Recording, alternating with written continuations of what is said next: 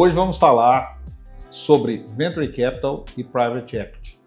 O que a gente precisa de entender sobre isso dentro de um mundo prático, né? O que isso pode te ajudar?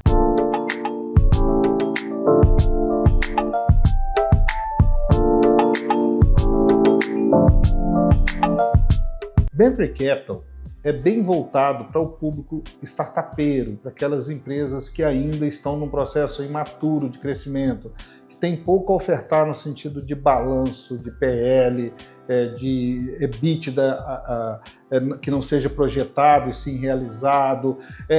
São essas empresas que estão em processo de crescimento, que estão muito mais no papel, no PowerPoint ali no nível das ideias, que estão para buscar, né, sanar uma dor e ter um propósito futuro aí de uma cauda mais média longa, mas que nesse momento não consegue, que não seja através de um projeto, convencer o investidor. Então isso é bem o perfil, né, de Venture Capital, onde geralmente pessoas vão gerir aquele capital formatado por muitos outros que vão investir, geralmente um ticket menor, um cheque, né, que a gente brinca que é um cheque pequeno, né, não é um cheque grande, para provocar esse crescimento. E o Venture Capital ele tem em si também uma característica dele investir em pequenos percentuais dessas empresas, bem no sentido da esteira ali do growth, semente, série A, B, C, aí das empresas de startups, né? Ele provoca isso, ele nasceu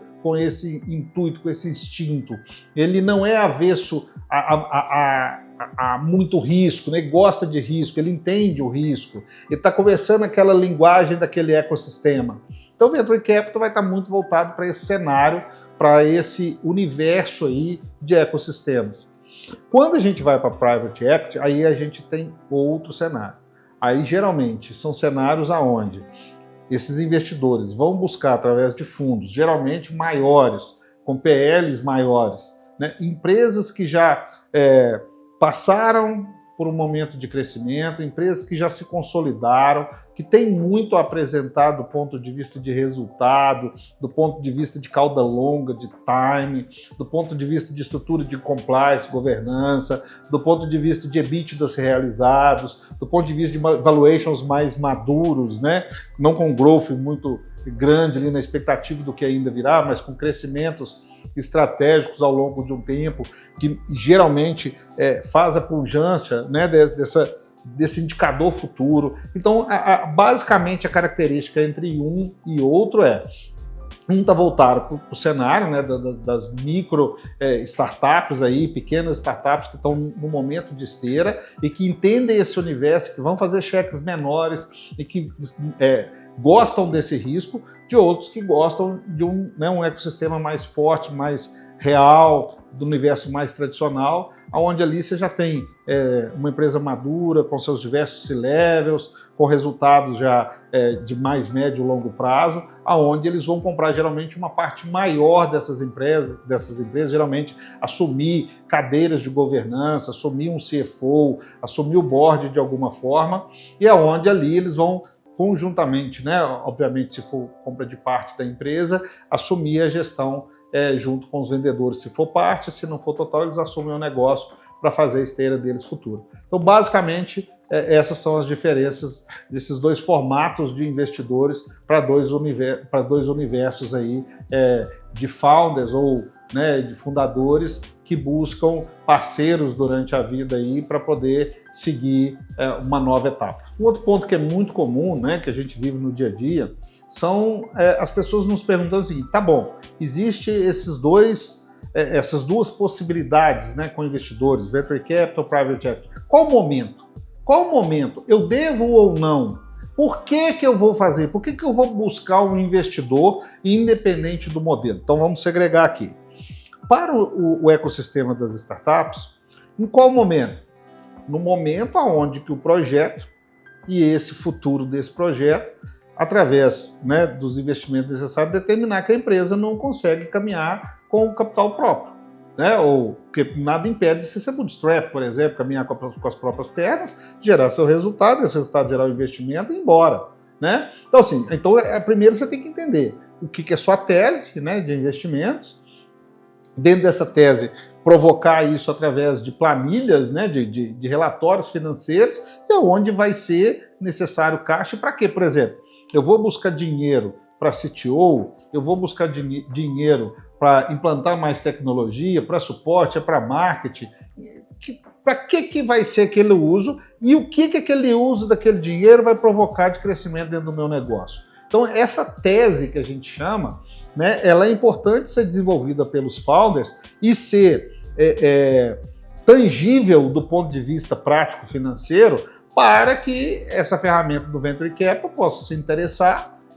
Lembrando que é o seguinte, não é só o game do dinheiro, né? Aí tem que entender o propósito futuro, existem várias ferramentas, como por exemplo o vesting, mútuo conversível por ações lá na frente. Então, o que isso lá na frente vai se desenrolar e como que isso vai ser tangibilizado através de contratos, de acordo de acionistas, uma due diligence que provavelmente eles vão fazer para poder fazer esse aporte.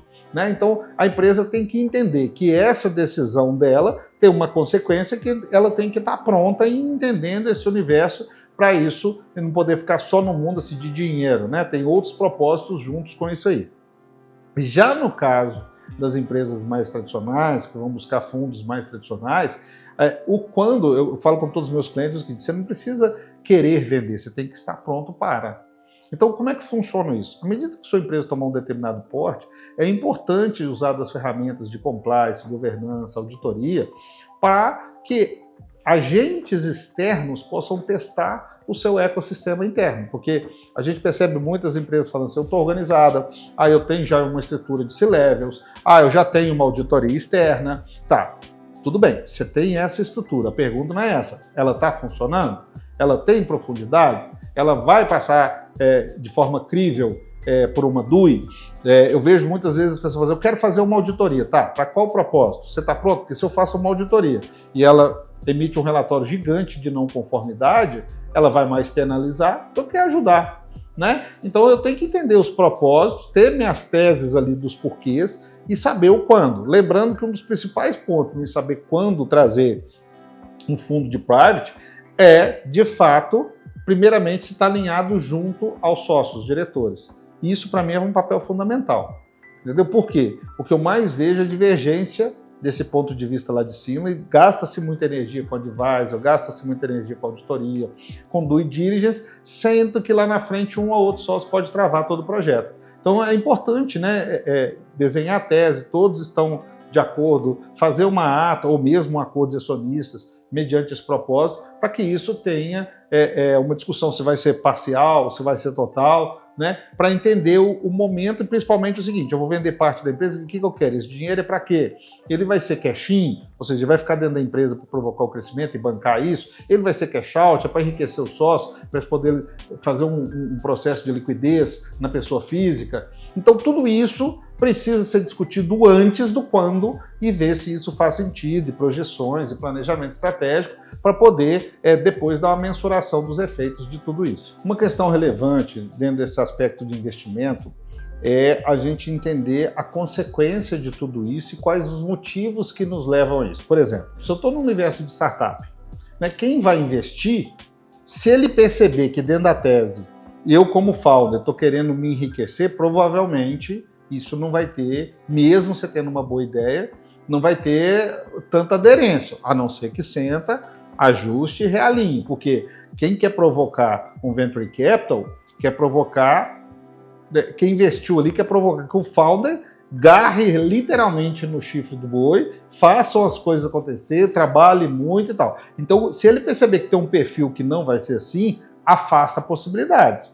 Da mesma forma que quando eu estou no universo do mundo tradicional, que eu quero procurar um fundo de private, né, eu tenho que entender que cada cadeira, depois da tese desenhada, depois de um MOU, né, que é o contrato que rege as intenções ali daquele formato de investimento, como é que funciona o pós? Porque as pessoas acham o seguinte, eu fiz um M&A, ou fiz, né, um primeiro investimento semente, anjo, série ABC, dali para frente, todo mundo. Cara, a empresa no outro dia é a mesma empresa. Ela precisa rodar tudo, ela precisa trocar pneu com o carro andando, só que com um board diferente, só que com aspectos de objetivos alinhados com terceiros, só que com um capital. Aí a pergunta é fazer o quê? Né? Eu vou usar esse capital para quê? Como é que eu vou medir? Como é que eu vou controlar? Quais são os meus objetivos principais estratégicos? Como é que eu vou medir se o efeito deles, daquilo que eu propus na minha tese, está desenrolando, está acontecendo? Então precisa ter um processo de maturidade muito grande, né? Determinadas vezes eu estava batendo um papo com um grande amigo também que está, né, nesse mundo de M&A, e ele me citou um exemplo que estava realizando um negócio e investidor, né, investido lá, e jantaram e tal, e depois entraram dentro do carro e o investidor perguntou para o investidor, falou, cara, e agora? Né, você vai ficar cheio da grana e tal, tal. Falou, agora eu quero descansar, eu quero tirar um ano sabático. E aí desfez o negócio, porque os caras estavam comprando parte, contando que toda aquela expertise gerada ao longo daquele tempo continuaria lá na empresa, né? E quando o cara fala que vai se afastar, que eles entenderam que pôr dinheiro no bolso dele iria trazer um conforto que não geraria crescimento para a empresa, né? Não prosseguiu. Então tudo isso precisa ser entendido, precisa ser entendido do ponto de vista de maturidade, precisa ser entendido que se você manipular números, manipular informações, ali dentro isso tem uma consequência de contrato futuro que vai ter uma penalização grande, precisa ser entendido do ponto de vista, né, de governança. E se morrer, família entra, não entra, eu posso ter um processo sucessório com meus filhos ou não. Tudo isso precisa estar antes. Então, quando eu falo de investimento, gente, resumidamente, eu falo o seguinte, tem um monte de caixinhas de esteira que precisa, e o dinheiro tem que estar lá por último. O dinheiro tem que ser o último dessa esteira, porque antes toda a tese, todo o formato, todo o que, principalmente o como, precisa ser definido, precisa ser entendido, precisa ser medido, precisa ser praticado, para que depois a consequência desse dinheiro possa ser para ambas as partes o mais confortável possível. Lembrando que nem sempre o fato de ser investido é um fato de sucesso, e tem N case aí de mercado, né, seja de fusão, seja de própria aquisição, que deram, inclusive com empresas muito grandes, que não deram o resultado esperado, ou às vezes até mesmo provocou ali o fim daquele projeto de duas empresas consolidadas que juntas não deram certo. Para você que tem interesse de ser investido ou de investir, coloca aí sua dúvida, quem sabe a gente não pode fazer um vídeo somente para saná-la. Para você que está chegando agora, assine o canal, ative o sininho, nos siga nas demais redes sociais e até o próximo.